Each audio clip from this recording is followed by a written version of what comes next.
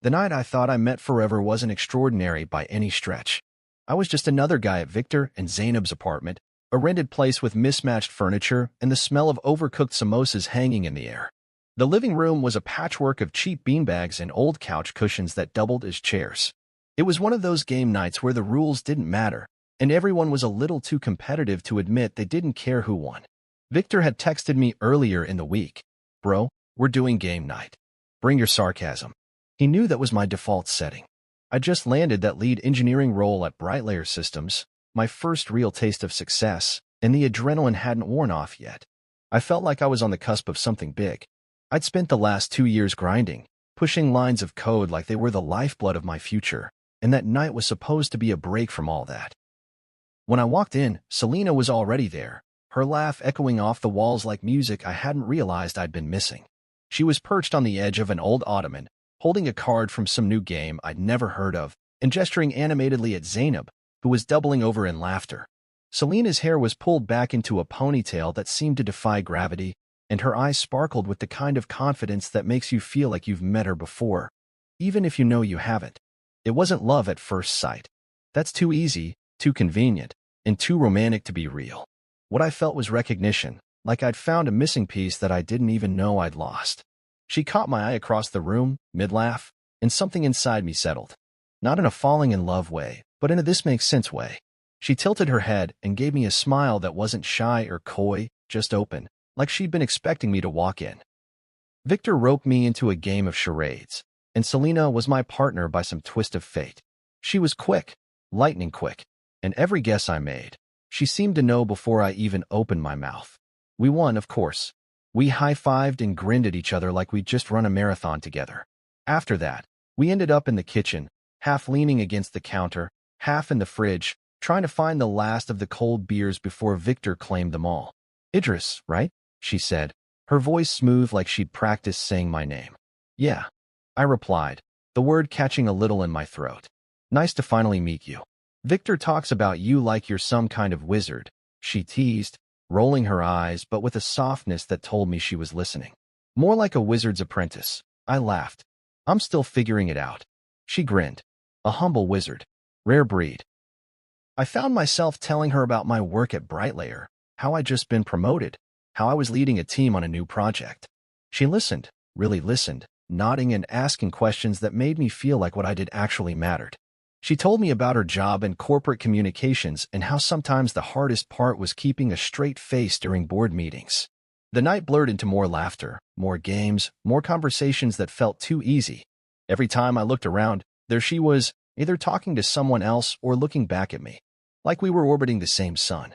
By the time people started gathering their bags and thanking Victor and Zainab for hosting, Selena and I were leaning against the same wall, our arms brushing like magnets.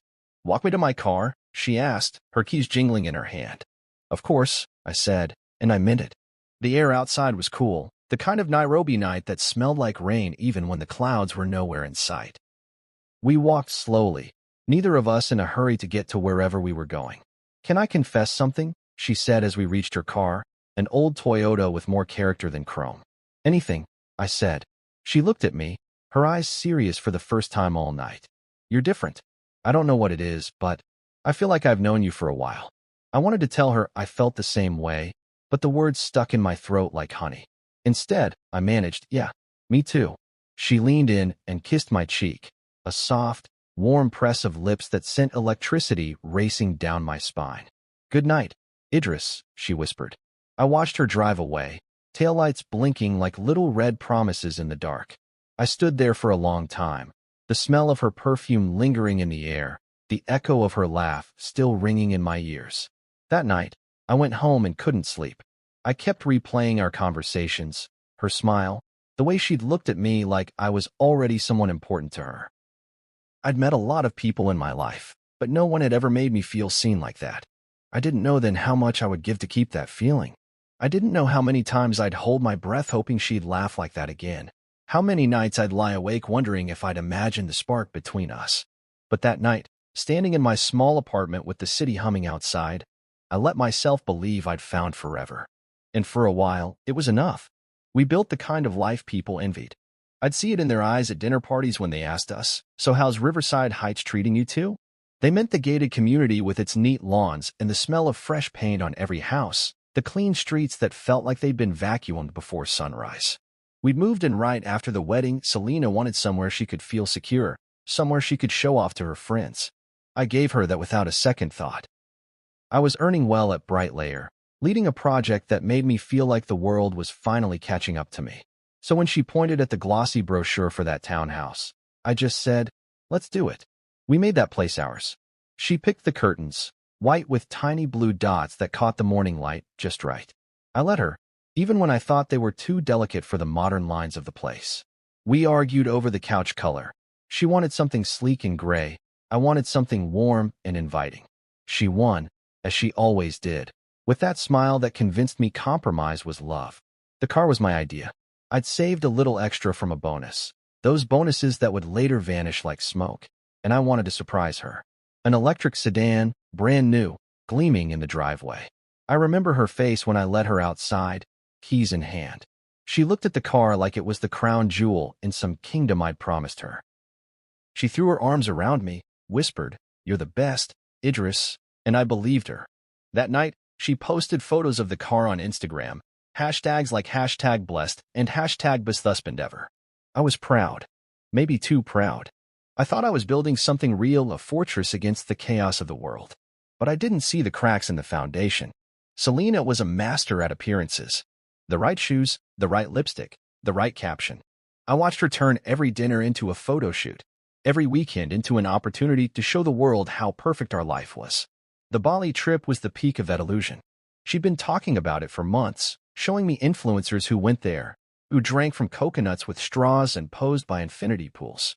"It's the honeymoon we never took," she said, and I wanted to give that to her. I wanted to be the husband who said yes. So I booked it. 5 days in a villa overlooking the ocean, the kind of place where the staff knew your name before you even stepped off the plane. We posed for photos. I held her hand on the beach, watched the sunset with her head on my shoulder. It felt like paradise, even when I realized she spent more time choosing filters than actually talking to me. She'd post a photo with a caption like "Forever Us," and I'd believe it because I wanted to. But every time she posted, I saw the likes pile up. I saw the comments from her friends. "Goals, you two are perfect. Teach us your ways." And every time I saw her smile at her screen, I wondered if the life we built was really about us, or if it was just a story she was selling to the world. My job made all of it easy. The salary, the perks, the bonuses. I was too busy writing code and managing teams to think about what was happening underneath it all. I thought we were investing in a future. I thought we were saving for kids, for travel, for retirement. But she was investing in the now, in the look of things. Every new thing I bought, every gift I gave, it was like adding another layer of polish to the life she wanted the world to envy. I didn't notice it at first, or maybe I didn't want to. I'd grown up in a family that didn't talk about money unless it was to count it or to remind each other that it was never enough. So when Selena wanted a new phone or a new bag, I just handed over the card. I didn't think about what it meant, what it said about us. I thought love meant never saying no.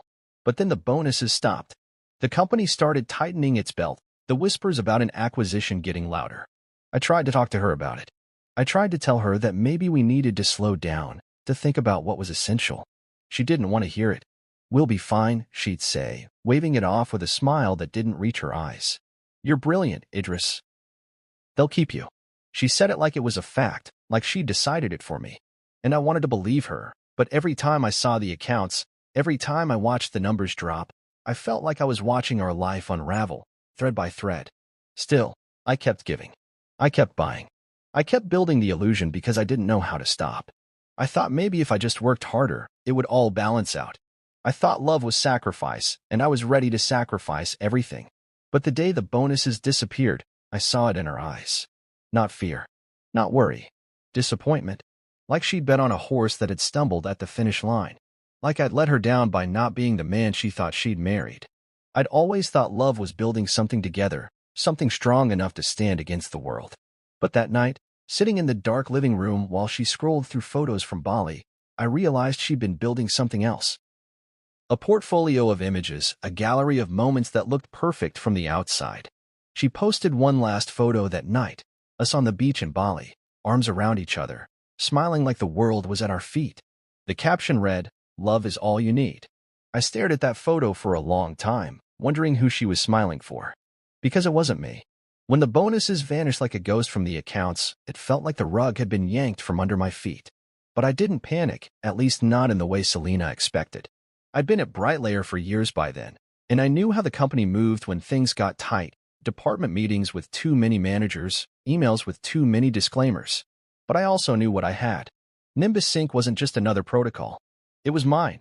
I'd spent endless nights fine-tuning its encryption modules, sometimes on company time, sometimes on my own clock. And Brightlayer's IP policy had a clause that gave developers a chance to retain certain rights to their creations, if we had documented our process properly. I had. Every line of code was dated, every module annotated. My own personal repository was ironclad, separate from the company's servers. Some might call it paranoia. I called it insurance. Nimbus Sync was my ticket out of the cycle of bonuses and corporate politicking. I knew its value, security, data management, and a way to bridge legacy systems with modern frameworks seamlessly. Even the CTO had once said, off the record, "Kamau, if this works, it could be our next billion-dollar product." Selena didn't care. Not about Nimbus. Not about the hours I spent coding with the blinds drawn and coffee growing cold beside me. She only cared about the here and now. The fridge emptying, the invitations we couldn't accept, the parties we were no longer hosting because my overtime was spent on something she couldn't see or wear or brag about. I tried to explain it to her once, one night after she'd come back from dinner with her friends, her eyes bright from laughter and wine. "Selena," I said, "Nimbus Sync isn't just a side project. If it takes off, it could change everything." She arched an eyebrow, the kind of look she perfected when she wanted to look both amused and unimpressed.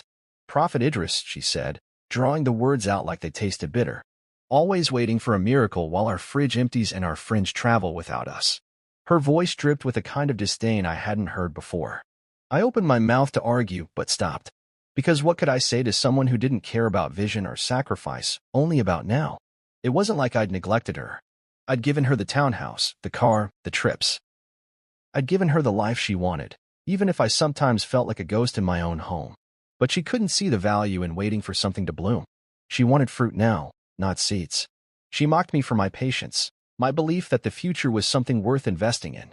She called me Prophet Idris like it was an insult, like hope was something only fools carried. But I carried it anyway. I'd always been that way, even as a kid. I'd hold on to ideas long after everyone else had given up. It was both my curse and my salvation. Sometimes, late at night, I'd sit at my desk, the glow of the monitor painting my face, and I'd imagine the day Nimbus Sync would become more than code on a screen. I'd imagine it out in the world, revolutionizing how companies move data, making things safer, faster, better. I'd imagine the looks on their faces when they realized what I'd built. But in the living room, Selena's laughter would echo down the hall. Laughter that didn't include me, didn't need me. She'd be on the phone with one of her friends, Maya, probably talking about dinner reservations or the latest influencer collab she wanted to try. And in those moments, I'd wonder if she'd ever believed in me at all, or if I'd just been another item in her collection of status symbols. Brian, her younger brother, pulled me aside once at a family gathering, his eyes darting around like he was afraid she'd see. "Man," he whispered, "she's not who she used to be." I didn't know what to say to that, because I was starting to believe he was right. I tried to share my vision with her. I tried to make her part of it. But every time I opened my mouth to explain the potential, the market value, the architecture, her eyes would glaze over like I was speaking another language. One night, I'd stayed late at the office, tweaking a new security module I designed to make Nimbus Sync even more bulletproof. I texted her that I'd be home late. No reply. When I got home, the house was dark, the dinner table empty, her car gone. I called her. Straight to voicemail. I waited. Midnight came and went. The clock ticked like an accusation in the silence. She didn't come home until sunrise. I heard the garage door creak open. She didn't say a word, just tiptoed past me in the living room, where I'd finally fallen asleep on the couch. She didn't look at me. Not even a glance. I didn't ask where she'd been. I didn't want to know the answer. After that, I stopped talking about Nimbus Sync. I stopped talking about the future. I stopped talking at all. I'd become invisible to her, unless I was disappointing her. I kept my head down at work, documenting every line, every update, every change. I worked late. I worked weekends. I poured everything into Nimbus because it was the only thing that still felt like mine. In the rare moments we did talk, it was all surface, groceries, bills, who was picking up what. The spark between us had gone cold, replaced by a quiet resentment that clung to the walls like mold. Sometimes, when I looked at her, I saw the woman I'd met at that game night. The one who'd laugh like she meant it. The one who'd made me feel like I was enough. But most of the time, I saw a stranger. And I wondered if she felt the same way about me. So I did what I always did when the world felt like it was slipping through my fingers. I focused on what I could control. I focused on Nimbus Sync. I built something she couldn't touch, couldn't claim, couldn't belittle. And in the quiet hours before sunrise, when the world was still, I reminded myself that sometimes the best revenge is survival. Her silence was the loudest thing I'd ever heard. It was in the way she walked past me in the morning, a quick glance at her phone instead of a smile. It was in the dinners we didn't share anymore, the kitchen table that felt too big, too empty. I'd always thought love was a conversation, a shared language that held you together even in the worst storms. But with Selena, silence became her preferred dialect. I'd talk, she'd nod, and I'd watch the words fall between us like pebbles into a well with no echo. The night she didn't come home until morning was the final crack in the foundation I'd spent years patching. I'd sat on the couch, half watching the glow of the streetlights outside and the clock on the wall that refused to slow down. Midnight came and went. I thought of all the reasons she might be late, a flat tire, a dead phone, a friend in need. I'd always been good at giving people the benefit of the doubt, but that night the doubt started asking questions I couldn't answer. When she finally walked in at sunrise, her heels clicked against the floor like accusations. She didn't even look at me, just headed to the bedroom like I wasn't there. I didn't follow. I didn't ask. I didn't want to hear the lies she'd rehearse or the anger she'd spit out if I dared to call her out. I sat there, in the hush of a house that felt less like a home and more like a museum to a marriage that had died while I was too busy working. Brian called me that week. Her little brother, though he wasn't so little anymore, was one of the few people who'd always seen me, even when Selena didn't. We met for coffee at a place downtown, the kind of spot with mismatched mugs and chalkboard menus. He looked older than the last time I'd seen him, worry lines carved deep around his eyes. "Man," he said, stirring his coffee until the foam dissolved. "She's not who she used to be." I just nodded, because I'd seen it too. He hesitated, like he was trying to find the right words. "She's different with you. Colder. I don't know what happened, but she's changed." I could have told him that I'd felt that shift for months, that every day with her felt like trying to hold water in my hands. But instead, I just stared at the black swirl in my cup. "Thanks for telling me," I finally said. "It means a lot." We didn't talk much after that. He paid for his coffee, clapped me on the shoulder, and said, "Hang in there." I did. I hung in there like a man waiting for a sign that never came. I stopped mentioning Nimbus Sync. Stopped talking about the patent, about the possibilities. When she asked about work, I gave her the smallest answers I could. One word: lifeless. She didn't seem to care. The silence between us became something I wore like a second skin.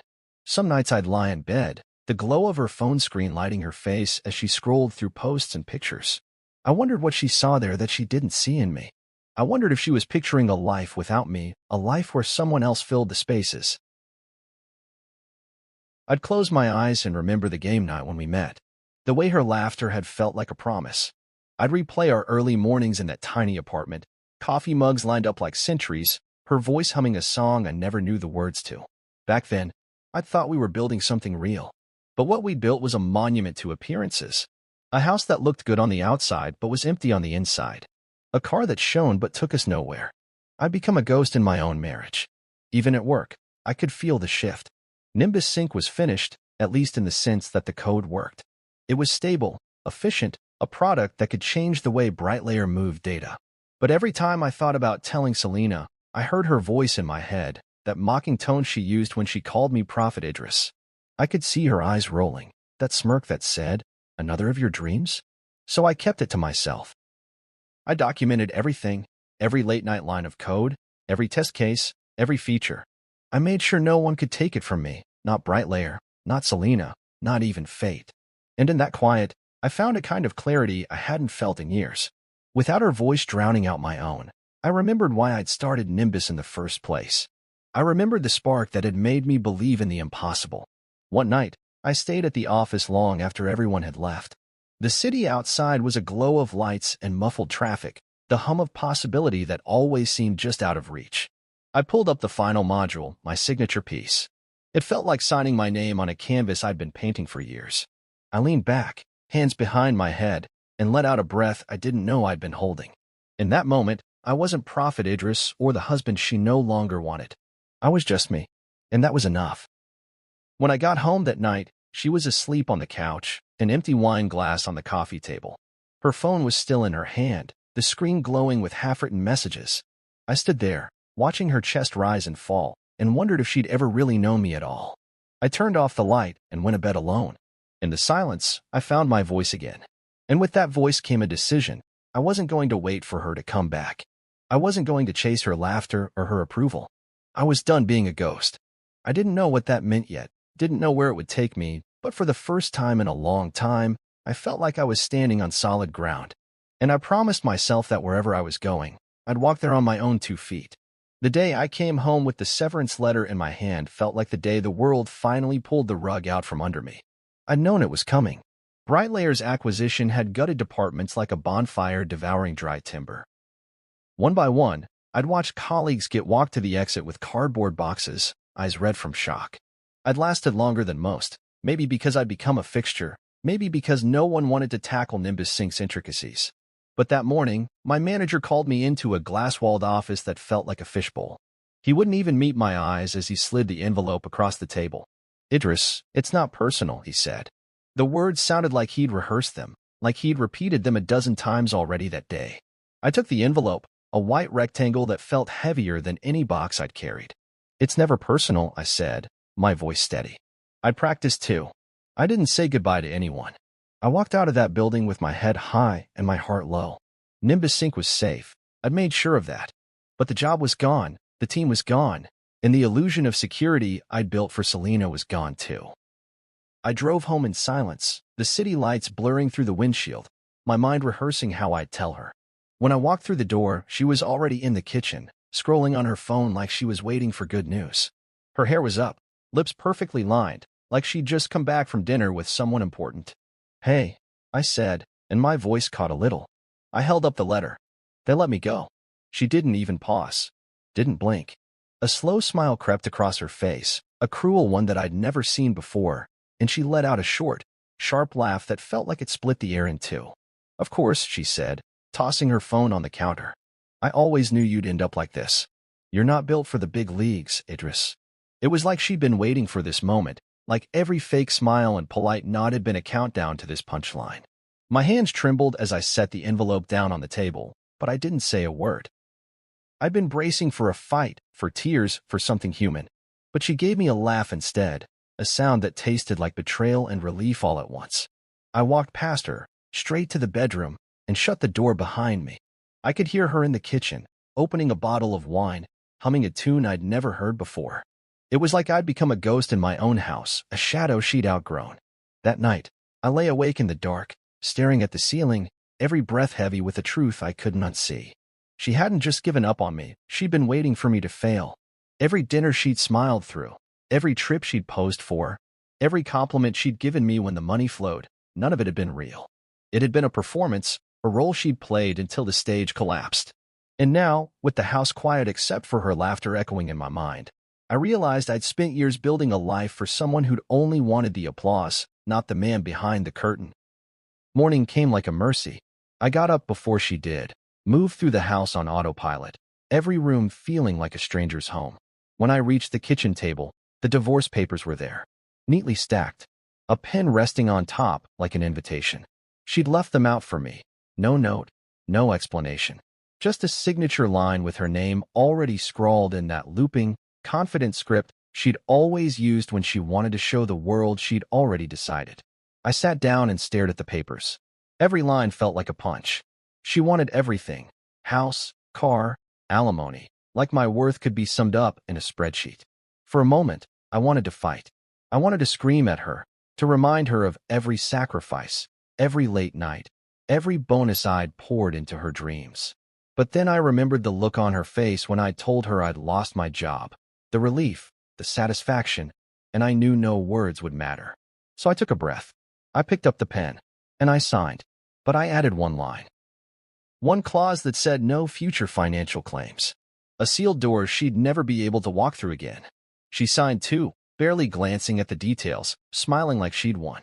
I watched her pack her things, watched her smile at the clothes she'd once insisted I buy, watched her check her makeup in the hallway mirror before she walked out the door.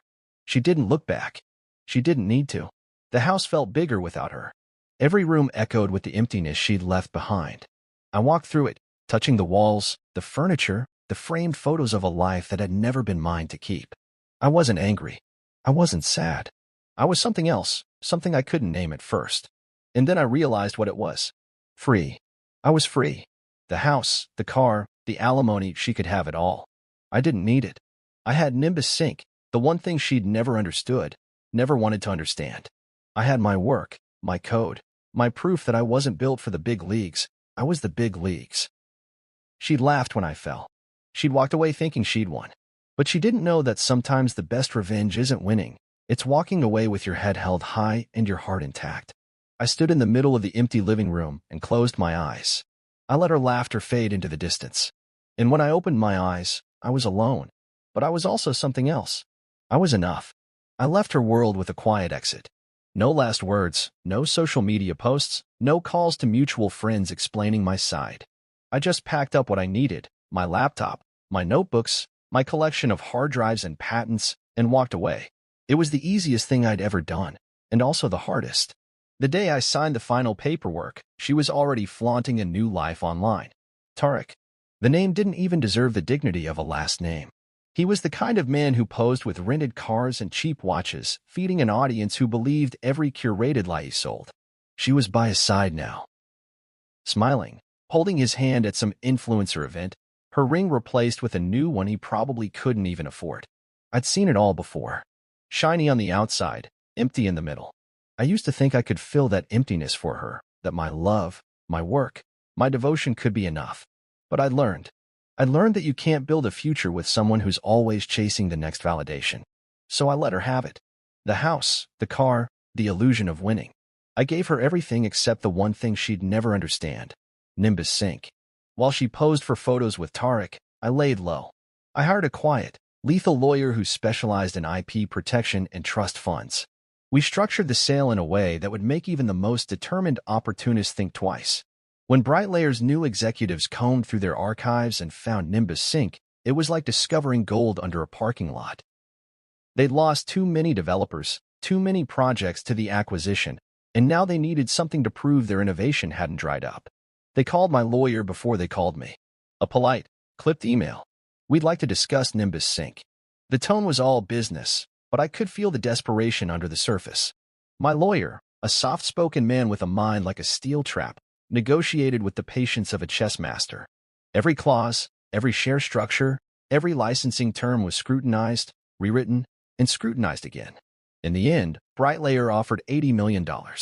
The final amount, after taxes, after structuring, after all the legal wrangling, $67 million. Kamau Innovations Limited was born that day, a trust-owned LLC registered offshore, wrapped in so many layers of protection it would take an army of lawyers to find my name attached to it. That was the point. Not a cent touched my personal accounts. Not a cent could be claimed by a vindictive ex-wife. It wasn't just about the money. It was about the principle. It was about proving that my work, my vision, my sweat, and my sleepless nights meant something. That they were mine. That no one could just take them because they'd smiled at me once. I remember the day the funds landed in the trust. I was sitting in a small coffee shop near my lawyer's office, a single bulb above the table casting a warm glow on the paperwork.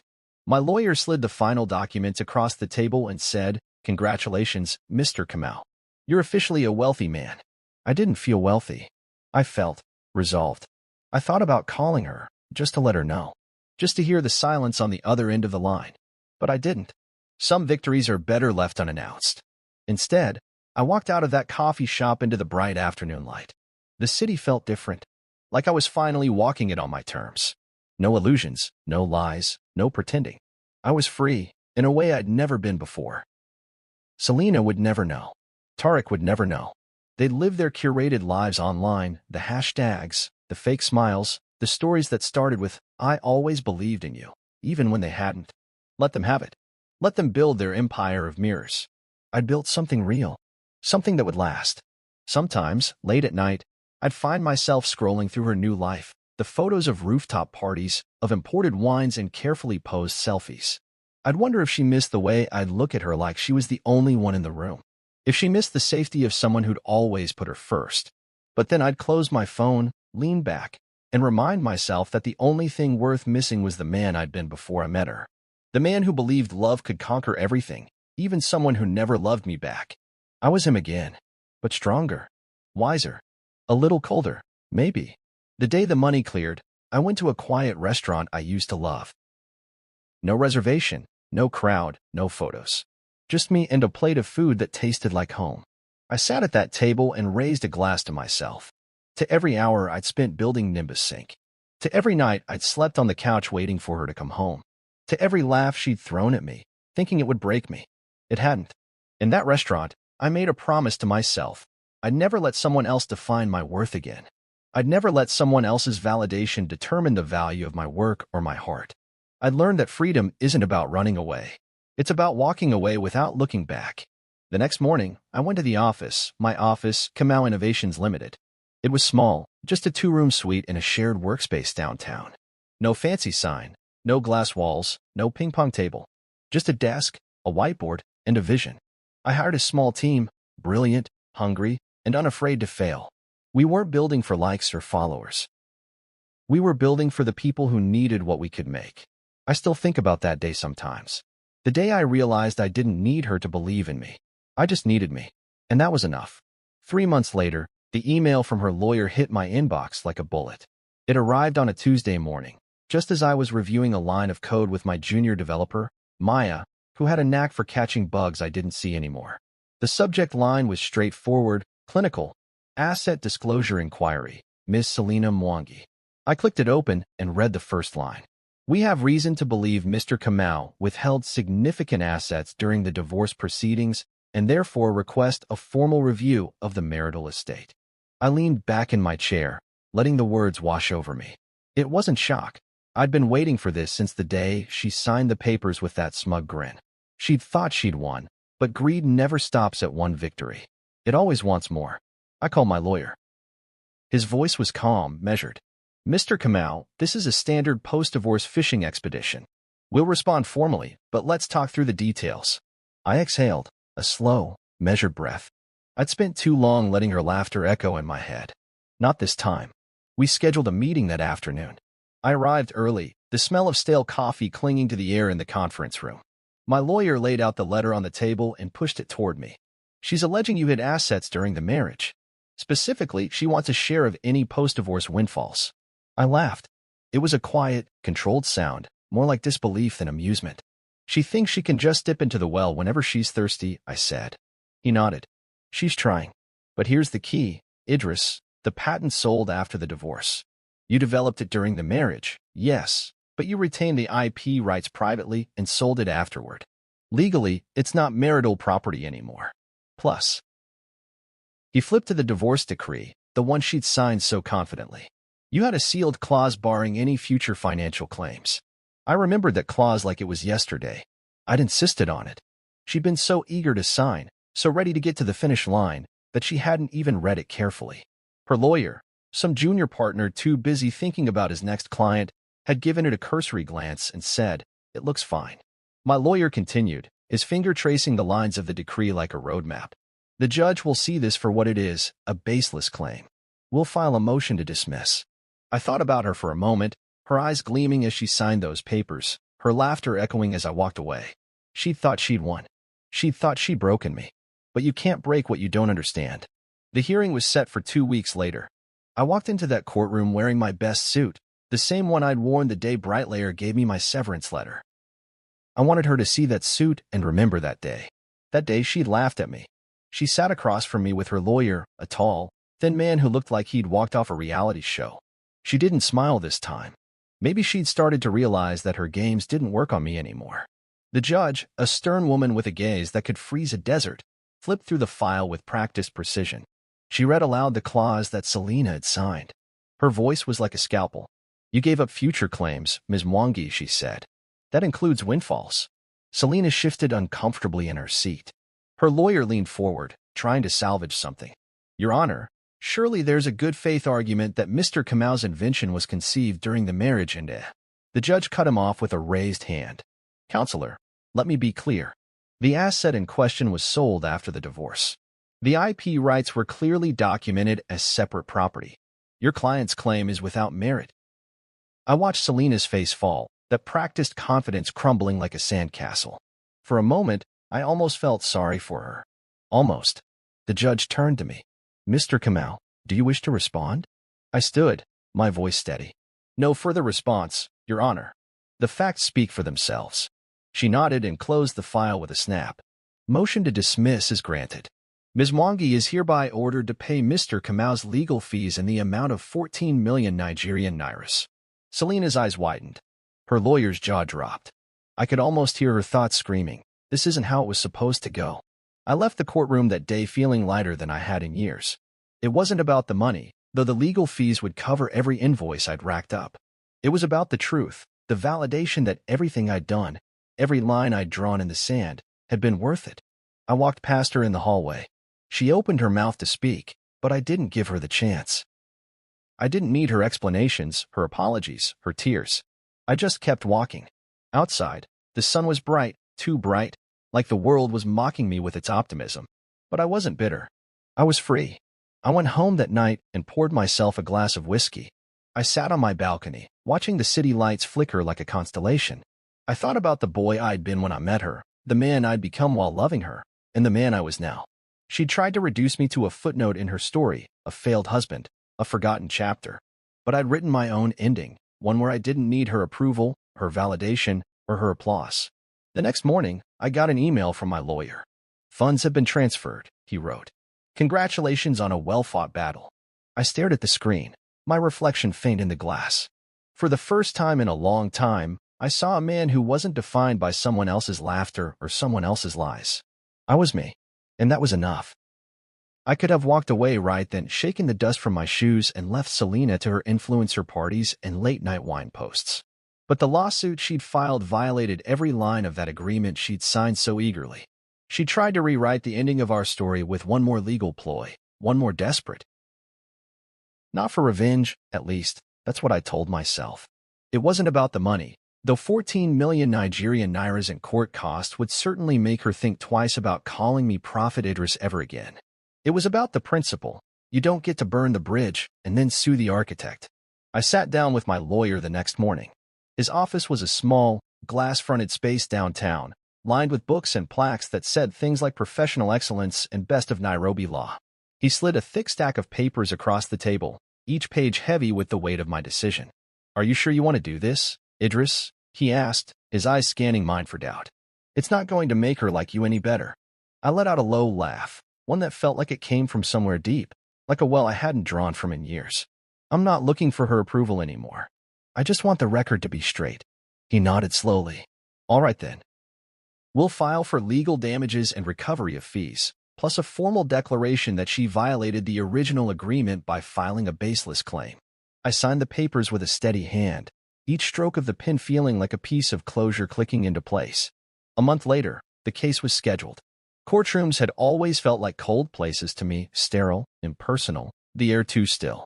This time, though, it felt like a battlefield I'd chosen. I sat on the left side of the room, my lawyer at my side, his tie perfect, his notes arranged like a general's battle plans. Across the aisle, Selena and her lawyer, a different one this time, younger, with a desperation in his eyes that made me think she'd run out of options, sat stiffly, whispering to each other. When the judge entered, I stood, head high. The same judge from the last hearing, her gaze just as sharp, her patience even thinner. She didn't need to be reminded that we'd been here before. My lawyer spoke first, laying out the facts with the precision of a surgeon. Your Honor, Ms. Mwangi violated the divorce decree by filing a frivolous lawsuit with no basis in fact. We're seeking restitution of legal costs, plus damages for breach of contract. Selena's lawyer tried to interrupt, but the judge silenced him with a single look. Counselor, I read the file. The clause was explicit. She signed it. She cannot now claim she didn't understand the agreement she entered into. Selena's eyes darted to mine, a mixture of anger and disbelief. I stared back calmly. I wanted her to see that the man she'd dismissed as too patient, too trusting, too slow to fight, he'd learned.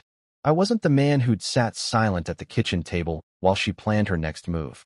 The judge continued, her voice firm. Mr. Kamau's claim for legal costs is valid. The court awards 14 million Nigerian nairas in damages to Mr. Kamau. Ms. Mwangi is ordered to pay this amount within 60 days. I didn't smile. I didn't gloat. I just breathed. It felt like the first real breath I'd taken since the day she'd laughed at me in our kitchen. When the session ended, I stood and gathered my things. Selena's lawyer leaned toward her, whispering urgently. She looked at me like she wanted to say something.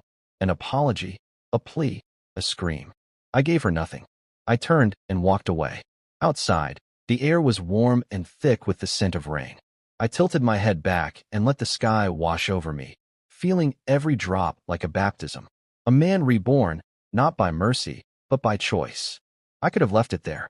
I could have let the money come and gone, let her live with the cost of her greed. But something in me needed the final word. Something needed to close the chapter on my terms. So I wrote her a letter. Not an email, not a text.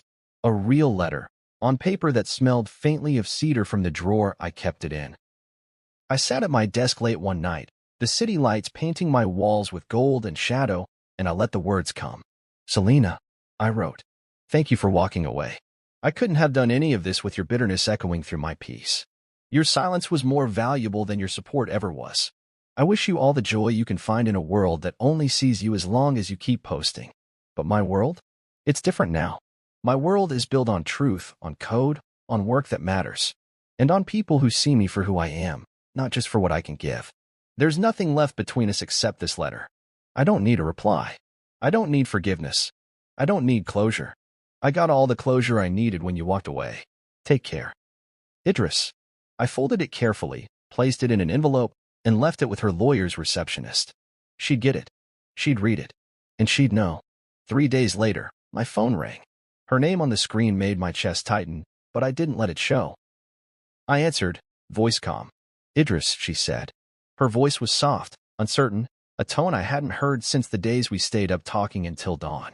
I made a mistake, she said, her breath catching. Can we talk? For a moment, I let the silence stretch between us. I thought about all the nights I'd waited for her to come home, all the mornings I'd watched her smile at a screen instead of at me. I thought about every time she'd called me Prophet Idris, every time she'd laughed at the man I was. I exhaled, slow and steady. I'm not angry, Selena, I said. But I'm not curious anymore, either. Some bridges stay burned for a reason.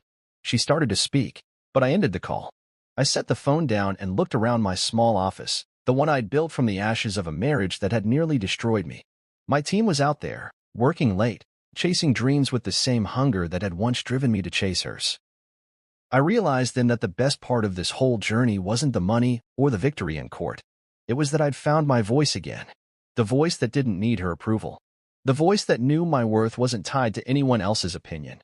That night, I locked up the office, walked through the quiet streets of Nairobi, and watched the city lights blur into something almost magical. I felt the weight of every mistake, every betrayal, every lesson I'd had to learn the hard way. And I smiled. Because for the first time in years, I knew who I was. I was Idris Kamau. Not Prophet Idris, not her husband, not a man waiting for someone else to define him. I was my own story now. And that was enough. It took me a while to sit down and write that letter, longer than I'd expected. Even after the court victory, the severance pay, and the patent sold, I couldn't quite bring myself to put pen to paper. It felt final, like chiseling the last word into a stone that marked the grave of something I once thought would last forever. But one evening, as the sun sank behind the skyline and cast a gold glow across my small apartment, I pulled a sheet of thick stationery from my desk drawer and pressed it flat against the table. The city hummed in the background, muted by double-glazed windows, but my world felt quiet, like it had been waiting for me to finish this one last thing. The words came slowly at first. Selena, I began. Even writing her name felt like stirring embers I thought had gone cold. Thank you for walking away. I paused, letting that first sentence breathe, letting its weight settle into the page. It wasn't a letter for her, not really. It was for me. It was a door closing, a final note in a song that had played too long. I kept writing. I couldn't have done any of this with your bitterness echoing through my peace. Every time you doubted me, every time you rolled your eyes at my dreams, every time you called me Prophet Idris like it was an insult, it made me stronger. Your silence taught me to stand on my own. Your laughter taught me not to look for approval in the wrong places. The pen felt heavy in my hand, but the words felt lighter with every line. Your silence was more valuable than your support ever was. I remembered those nights, late dinners alone, her cold voice in the hallway, the smell of her perfume lingering in rooms she never fully shared. I let the memories wash over me, each one a lesson, a reminder of how far I'd come. I wish you all the joy you can find in a world that only sees you as long as you keep posting. I pictured her smiling next to Tariq, camera ready, hashtags ready, like she'd always wanted the world to see her from her best angle. I used to think I was part of that picture, that we were in it together. But I learned that sometimes you're just the man holding the camera. But my world? It's different now. My world is built on truth, on code, on work that matters, on people who see me for who I am, not just what I can give.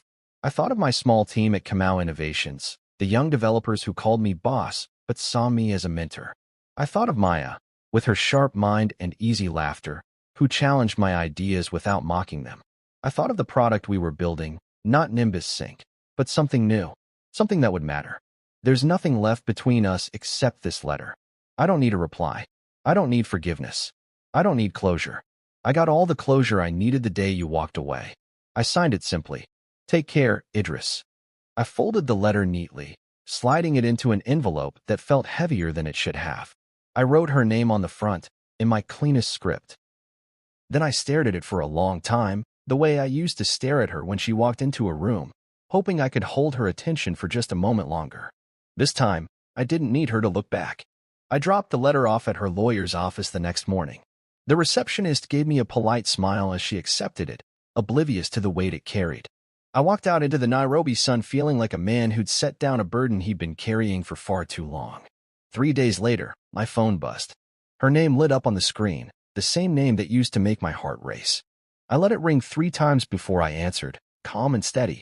Idris, she said, her voice softer than I remembered. I made a mistake. I let the silence stretch, letting her feel every second of it. Can we talk? She asked, her voice trembling. I thought about all the nights I'd sat waiting for her to come home, all the times I'd asked her to talk and she'd turned away, the look of disdain on her face as if my words were too heavy for her to carry. I thought about every time she'd called me Prophet Idris, mocking my faith in things that hadn't happened yet. I took a deep breath. I'm not angry, Selena, I said, the calm in my voice surprising even me. But I'm not curious anymore, either. Some bridges stay burned for a reason. She tried to say something else, but I ended the call. I set the phone down, my hand steady, my heart still.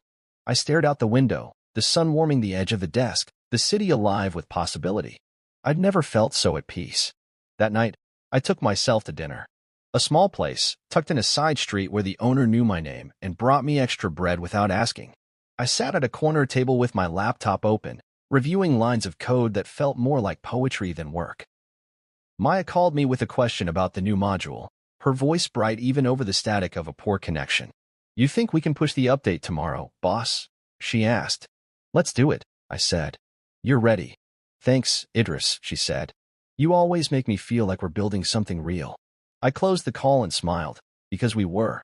I thought about Selena and the life I'd left behind, about the laughter that had turned cold, the promises that had faded, the love that had withered like a neglected plant. I'd loved her once, but love without respect is a wound that never heals. I learned to bandage it myself, learned to walk without limping. People ask me sometimes if I miss her, if I ever think about the life we could have had. I don't. I think about the life I have now. A smaller apartment, yes. Fewer photos, sure. But more space to breathe, more room to grow. I think about the code on my screen, the team that looks up to me, the product we're about to launch. I think about the nights I sleep without waiting for a door to open. I think about the silence that's finally a comfort instead of a threat. When she laughed at me that day, I told her I'd lost my job. Something inside me shattered. But the pieces didn't break. They rearranged themselves into something stronger. When she left, I found my own voice. When she sued, I found my own power. When she called, I found my own peace. And when I wrote that letter, I found my own ending. I don't know where she is now. I don't know what she's doing or who she's laughing with. I don't need to. Because this is my life, my story. And for the first time in a long time, I'm exactly where I want to be. My name is Idris Kamau, and this is my chapter. People still ask me how Selena is doing.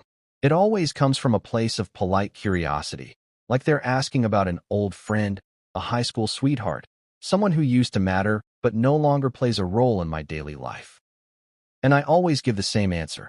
I don't know. And that's the best part. Because I really don't know. I don't check her social media anymore. Don't follow the hashtags or the filtered photos. I don't know which influencer parties she's attending, or which trips she's booked with Tarek, or whoever replaced him. I don't know if her hair is still that same shade of caramel brown, or if she's moved on to something new. I don't know if the laughter she posts online is real, or if it's just another performance in the endless feed. And the best part? I don't care. I don't need to know. My life isn't built on her anymore. My sense of worth doesn't come from her approval or her presence or her absence. It comes from me, from the life I've built brick by brick, line by line, code by code. Every morning, I wake up in a smaller place than the one I shared with her. It's a 2-bedroom flat in Kilimani, a modest neighborhood with more charm than status. The walls are painted a soft cream that glows in the morning sun, and there's a small balcony where I drink my coffee and watch the city come to life. No manicured lawns, no security gates, no pressure to keep up appearances. I like it this way. The windows are big, letting in the kind of light that makes me feel awake even before the first sip of coffee hits my tongue. There's a small shelf of books near the window, novels I've been meaning to finish, technical manuals I love more than I'll ever admit. There's a photo of my parents on their wedding day, smiling like they believed in forever. I keep it there to remind me that love doesn't always last, but sometimes it does. The living room is cluttered with cables and half-assembled hardware projects, prototypes of things my team and I are working on. Kamau Innovations Limited has become more than just a shell company. It's a small, determined team of developers and engineers who believe in building things that matter. We work on data encryption systems for hospitals that can't afford the big-name security solutions. We build affordable tech tools for schools in rural areas. We're not making billions, but we're making a difference. And that feels like a better kind of wealth. Maya is still with me, and she's grown into a force of nature, leading projects, mentoring interns, catching mistakes I miss. Sometimes we stay late at the office, the two of us hunched over our screens, arguing about which framework will scale better. She's become the little sister I never had, and I'm proud of her in a way that surprises me sometimes. Sometimes, at the end of the day, I close my laptop and just watch the sunset through the window. The sky over Nairobi glows like a promise, orange, pink, gold, and I think about all the things I thought I'd lost when Selena left. I thought I'd lost my future, my pride, my sense of self. But standing here now, I realize that all I lost was an illusion. A life that was never really mine to begin with. I don't miss the drama. I don't miss the nights I spent waiting for her to come home. I don't miss the way she made me feel like a supporting actor in my own life. I don't miss the laughter that felt like a knife. Sometimes people ask me if I'd ever let her back into my life if she apologized. I think about it honestly. I think about the look in her eyes that night in court when the judge dismissed her claim. I think about her voice on the phone when she said, "I made a mistake." And then I think about the man I am now, the man who doesn't need to be defined by someone else's mistakes. The man who doesn't need an apology to move on. The man who knows his worth without needing it stamped by someone else's approval. No, I wouldn't let her back in. Because I've learned that forgiveness doesn't always mean reopening the door. Sometimes it means closing it gently and walking away without regret. My friends sometimes tell me I'm lucky. You got out early, they say, like I escaped a house on fire. And maybe they're right. But luck had nothing to do with it. It was choice. It was refusing to let her laughter define me. It was finding my own voice in the quiet she left behind. I'm not chasing revenge anymore. I'm not chasing validation. I'm chasing the quiet kind of success, the kind that feels like a warm light in the chest, the kind that doesn't need to be posted online to matter. I'm chasing the life I thought I'd have with her, but I'm building it alone, and it's better that way. Sometimes I pass by Riverside Heights on my way to a client meeting. I drive past the gates and the manicured lawns, the shiny cars parked in the driveways. I think about the man I was when I lived there, so sure that love was something you could buy with a good job and an electric sedan. I think about the laughter that used to fill those rooms, laughter I thought was shared but was really just for the camera. I drive on by. I don't stop. I don't look back. When I get to my office, the small one with the whiteboard covered in scribbled ideas and half-finished diagrams, I feel more at home than I ever did in that townhouse. My team greets me like a leader, not like a prop in someone else's story. We share coffee, bad jokes, the occasional late-night takeaway. It's messy and real and sometimes hard, but it's mine. When she laughed, I broke. When she left, I began. And that, standing here in the glow of the Nairobi sunset, my laptop humming, my team's laughter drifting in from the next room, that is the real beginning. Because this story was never about her. It was always about me. My name is Idris Kamal. I'm not the man she called Prophet Idris, waiting for a miracle. I'm the man who built his own. And in the quiet that follows, I'm finally at peace.